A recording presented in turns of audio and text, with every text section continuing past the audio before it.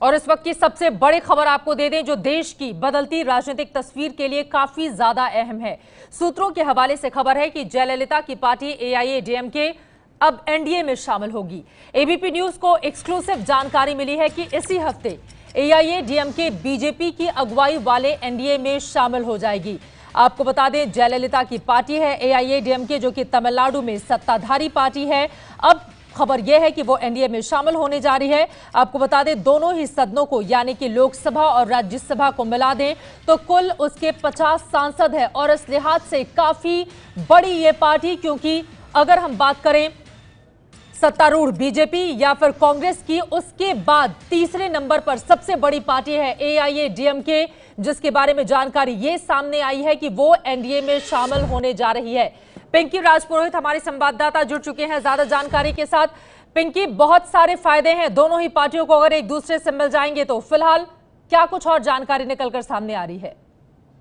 देखिए, बिल्कुल चित्रा, जब से पूर्व मुख्यमंत्री जयललिता का निधन हुआ है तब से लेकर हम देख रहे हैं कि किस तरह से एआईएडीएम के जो अलग अलग खेमों में बट गई, लेकिन जो तीनों खेमे हैं वो कहीं ना कहीं ये दिखाने की कोशिश कर रहे थे कि किस तरह से उनका झुकाव जो है वो एनडीए की तरफ है। इतना ही नहीं, जब जयललिता जिंदा थी तब भी कई बार राज्यसभा हो या लोकसभा हो, कई मामलों में उन्होंने एनडीए का साथ दिया है। लेकिन अब ये औपचारिक पूरी तरह से हो सकता है, जहाँ एआईएडीएम की जो पार्टी है वो एनडीए में शामिल होगी। इस वक्त सबसे बड़ी चुनौती अगर 2019 की बात करें तो बीजेपी के सामने दक्षिण की नजर आ रही है, क्योंकि दक्षिण में जो है कहीं पर भी बीजेपी का पूरा शासन नहीं है और यही कारण है कि अब बीजेपी जो है वो बैकडोर से जो राज्य की कमान है वो संभालने की कोशिश कर रही है। और पिंकी, रोकना चाहूंगी मैं आपको। वरिष्ठ पत्रकार आर राजगोपालन जी इस वक्त हमारे साथ जुड़ चुके हैं। राजगोपालन जी, दोनों ही पार्टियों को देखा जाए तो शानदार यहां पर एक तरह से बीजेपी के लिए, क्योंकि 50 सांसद अगर उसके साथ जुड़ जाते हैं तो राज्यसभा में भी जहां पर कमी है एनडीए को, वहां पर उसको सीधे सीधे फायदा मिलेगा। लेकिन किस तरह से आप देख रहे हैं ये जो नया गठबंधन हो सकता है उसे? नया गठबंधन के लिए तमिलनाडु में परिस्थिति तो अच्छा है। एडीएम के दोनों गुट में कम से कम 40 मंत्रियों को घर में छापा पड़ा था पिछले 6 महीने में। सीबीआई, इनकम टैक्स, ईडी वगैरह वगैरह के लिए जो रेड हुआ था, उस रेड में डर के मिस्टर पलनीसामी और ओ पन्नीरसेल्वम लोग इतना कर रहे हैं। दोनों चरण स्पर्श करते हैं अमित शाह और नरेंद्र मोदी का। पिछले एक हफ्ते में कम से कम 8 बार प्रधानमंत्री से मिस्टर येलप्पाडी पलनीसामी चीफ मिनिस्टर ने मुलाकात कर लिया है। इसी की भावना से ये तमिलनाडु में एक अफवाह उड़ रहा है। तमिलनाडु में एक अफवाह का संभावना है दैट एडीएम के एनडीए में शामिल होगा करके, लेकिन लोकल परिस्थिति देख करके मुझे लगता है ये तो जल्दबाजी है, क्योंकि अमित शाह साहब 22 तारीख चेन्नई जा रहे हैं, उसी के लिए ये अफवाह वगैरह उड़ने, लेकिन जो राजनीतिक लोग गर्म कर रहे हैं जो स्थिति का, मुझे लगता है एडीएम की इतना जल्दबाजी में नहीं करेंगे, क्योंकि दोनों गुट है। इसमें तीसरा गुट भी हो गया टीटीवी दिनकरन। आने वाले 5 तारीख टीटीवी दिनकरन ने अपना समर्थकों को 30 एमएलए के साथ कर रहे हैं। वो लोकल पॉलिटिक्स है। लोकल पॉलिटिक्स में मुझे लगता है अभी जल्दबाज है। जयललिता का फैक्शन एडीएम के एनडीए में शामिल होने के कम से कम 6 महीने 1 साल तो होगा। जल्दबाज में मिस्टर तंबिदुरई मंत्री बनना चाहते हैं, इसीलिए वो भी आगे कर रहे हैं।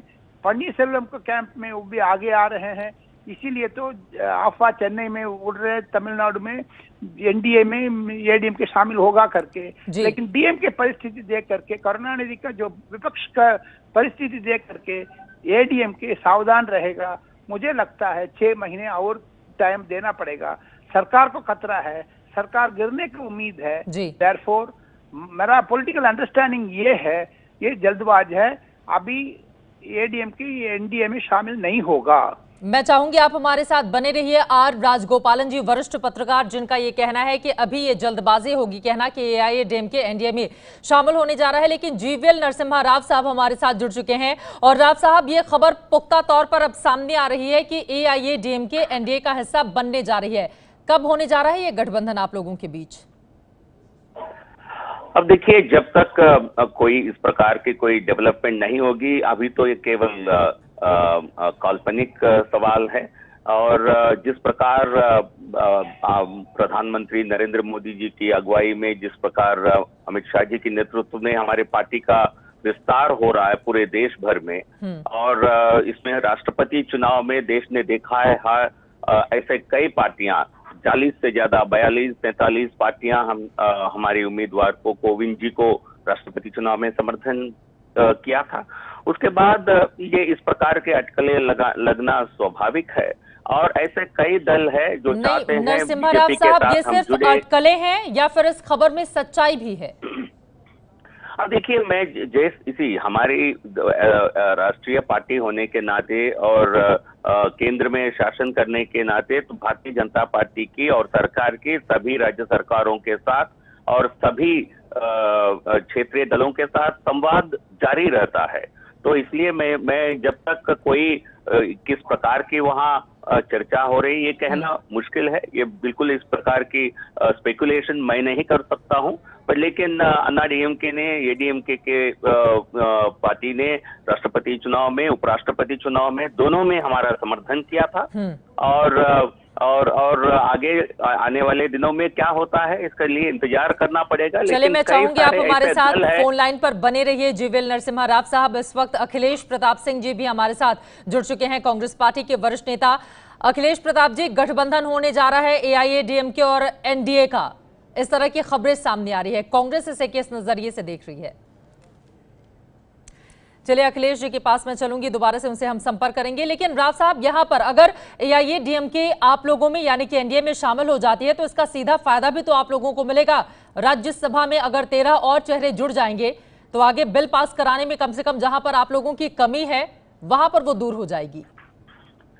नहीं, इसके पहले भी कई विषयों में जो राजनीतिक दल है जो एनडीए के पक्ष में एनडीए के साथ नहीं है, ऐसे दलों ने भी हमारा समर्थन किया था जी। तो इसलिए इस प्रकार का मैं समझता हूं ये एनडीए में शामिल होने के पहले भी कई दल हमको समर्थन करते आ रहे हैं राष्ट्रपति चुनाव में। दक्षिण में इस वक्त एक भी राज्य में कमल नहीं खिला है, तो कम से कम एक राज्य ऐसा तो होगा जहां पर आपके सहयोगी की सरकार होगी। नहीं, देखिए तमिलनाडु में हमारे रिप्रेजेंटेशन है, हमारे सांसद हैं। हम पिछले चुनाव भी एक गठबंधन में लड़े थे, अच्छे खासे वोट हमने हासिल किया था, ज्यादा सीट नहीं जीत पाए, ये हकीकत है। राव साहब हमारे साथ जुड़े रहिए। अखिलेश प्रताप सिंह जी भी कांग्रेस पार्टी के वरिष्ठ नेता हमारे साथ जुड़ चुके हैं। अखिलेश, एक गठबंधन होने जा रहा है एआईएडीएमके और एनडीए का, इसको किस नजरिए से देख रहे हैं आप? नहीं, हमें इसकी जानकारी नहीं है, लेकिन किसी भी राजनीतिक दल को यह अधिकार है। हालांकि अभी मैं कुछ देर पहले सुन रहा था, बीच में फोन कट गया था, विस्तार हो रहा है बीजेपी का, निश्चित रूप से विस्तार हो रहा है। जहाँ जनादेश नहीं मिल रहा है वहाँ धनादेश और शासनादेश से विस्तार हो रहा है। कई राज्यों में सरकारें लूट ली जा रही हैं, लोकतंत्र की तो हत्या रोज की जा रही है, और सत्ता के और सीबीआई और ईडी के बल पे जहाँ चाहे वहाँ जिसको जिस तरह से चाहे झुका लें, ये कोई अच्छा संकेत या अच्छा कार्य थोड़ी नहीं किया जा रहा है। जनता का जनादेश लोकतंत्र में शर्माते होता है। लेकिन बीजेपी तो कह रही है अगर खुद ही चल कर कोई आएगा तो फिर वो उसको कैसे रोकेगी, और ये तो कांग्रेस मुक्त भारत जो उसका सपना है वो पूरा भी हो रहा है। कौन चल के आ रहा है? उत्तराखंड में चल के लोग आए थे क्या? गुजरात में चल के लोग आए थे क्या? उत्तराखंड में तो नहीं जी, मैं एक सेकंड रुकिए। और अरुणाचल में चल के आए थे क्या? मेघालय में चल के आए थे क्या? अभी उत्तर प्रदेश में कुछ विधायक खरीद फरोख्त किए गए, चल के आए थे क्या? गुजरात में क्या हो रहा? अच्छा, दूसरी बात, तो फिर कानून क्यों है? यदि कोई चल के ही आ रहा है और उसके ऊपर जुल्म ज्यादा घूस दे रहा है, कोई चल के आगे घूस दे रहा है, तो फिर करप्शन कानून क्यों है? तो मैं जवाब देना चाह रहे हैं अखिलेश जी आपके आरोपों पर। क्यों नहीं दीजिए? अब देखिए, कांग्रेस के नेता अगर कोई घूस दे रहा है, आप अगर कह रहे हैं कोई चल, आप सुन लीजिए ये नहीं, इस प्रकार की राजनीति कांग्रेस पार्टी करते आ रही है, इसलिए आपको लगता है बाकी पार्टियां भी ऐसी करती है। अखिलेश जी जवाब लेते हैं एक बार, मेरी बात पूरी हो जाए। सच्चाई ये है कि मुझे तो बोलने दीजिए, आपको जो कहना था आपने कह दिया। हम जल्दी अपनी बात खत्म करेंगे तो शायद ज्यादा अच्छा रहेगा। जल्दी से अखिलेश जी, जल्दी से अपनी बात खत्म करें। अब मैं 10 सेकंड में कह रहा हूँ, अगर ये कह रहे हैं कोई चल के आ रहा है तो घूस देने वाला भी चल के आता है। तो कानून घूस लेने देने का बंद कर दो भाई। फिर आप सत्ता में हैं, कानून किस लिए? कानून इसीलिए कि जो नैसर्गिक कार्य नहीं हो रहा है, जो अनैतिक हो रहा है, उसके लिए समानता रखी जाए, उस पर नजर रखी जाए, वो न होने दिया जाए। अब फिर हर तरह के क्राइम तो बहुत लोग इस तरह से भी करते हैं कि वो स्वेच्छा से कर देते हैं। चलिए ठीक है, अब इसका जवाब ले लेते हैं। अखिलेश जी, आपने अपनी बात कर ली है, अब जीवीएल नरसिम्हा राव जी इसका जवाब देना चाहेंगे, बोलिए राव साहब। उत्तराखंड में क्या हुआ था? कई उनके विधायक छोड़ के हमारे पास आ गए थे। उसके बाद चुनाव में क्या हुआ? कांग्रेस का ऐसा बुरा हाल हुआ उत्तराखंड में जैसा उनकी कल्पना नहीं थी। तो कांग्रेस पार्टी अपने आंखों पर पट्टी बांध करके सच्चाई को नहीं देखना चाहती है, तो बिल्ली की तरह सोचती है। तो पूरी दुनिया नहीं दिख रही है, पूरी दुनिया को पता चल रहा है कि आपकी कांग्रेस पार्टी के खामियों के कारण, आपके नेतृत्व के कमियों के कारण पार्टी के सभी नेता छोड़कर भागना चाह रहे हैं। गुजरात में 3 महीने में वहां चुनाव है, चुनाव के राज्य में ये जब छोड़ के जाते हैं, इसका संकेत यही होता है। तो पार्टी से जनता दूर हो गई है, इसलिए आज एमएलए भी पार्टी से भागकर अपने फ्यूचर को बनाना चाहते हैं। 2019 के बाद आपके भी सारे भाग जाएंगे। नहीं, आप ये जो बचे हैं, जो बचे कुचे हैं आपके पास, वो भी छोड़ने वाले हैं। आप अपने पार्टी को, अखिलेश प्रताप जी, अगले महीने आप कांग्रेस में रहेंगे नहीं रहेंगे, इसका दावा खुद आप नहीं कर सकते हैं। आपके नेता कोई भी 1 महीने से ज्यादा नहीं रह सकते। चलिए, आरोप प्रत्यारोप को हम यहीं पर खत्म करते हैं। अखिलेश जी आपका, जीवीएल नरसिम्हा साहब आपका, आप दोनों का बहुत शुक्रिया इस पूरी जानकारी के लिए। तो कुल मिलाकर जो विस्तारवादी नीति है वो ऐसा लग रहा है कि पूरे भारत को अपने हिस्से में लेने को बेकरार एनडीए, और बड़ी कामयाबी इसे मानी जाएगी अगर एआईएडीएमके एनडीए का हिस्सा बन जाती है, क्योंकि 50 सांसदों की ये तीसरी सबसे बड़ी पार्टी है। ऐसे में अगर एनडीए में शामिल होते हैं एआईएडीएमके, जिस तरह की खबरें सामने आ रही हैं, तो जाहिर तौर पर राज्यसभा में सीधा फायदा होगा एनडीए को, बीजेपी को। और अब अगर ऐसा हो जाता है तो हिंदुस्तान के वो कौन कौन से हिस्से हैं जहां पर एनडीए का शासन होगा, ये जानने के लिए सीधे रुख कर लेते हैं आमांद्रा का।